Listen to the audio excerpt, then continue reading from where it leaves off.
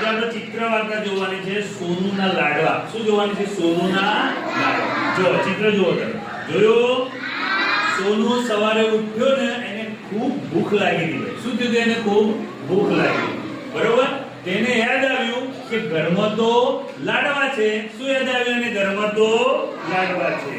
પછી શું થાય તમે ચિત્રમાં જુઓ. જો પછી તે લાડવાનો ડબ્બો લેવા માટે શું કરવા માટે? ડબ્બો લેવા માટે ગયો. પણ ડબ્બો તો કેવો હતો? ખૂબ ઊંચો હતો. કેવો હતો? ઊંચો. બરાબર? તેને પોતાનો હાથ ડબ્બા સુધી લંબાવ્યો, પરંતુ હાથ ડબ્બા સુધી પહોંચ્યો નહીં. શું થયું? હાથ એનો ડબ્બા સુધી પહોંચ્યો નહીં.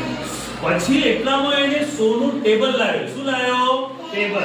જો ટેબલ ઉપર ચડ્યો, પણ છતાં એ પહોંચી શક્યો નહીં. પહોંચી શક્યો નહીં. જોઈ તમે ચિત્રમાં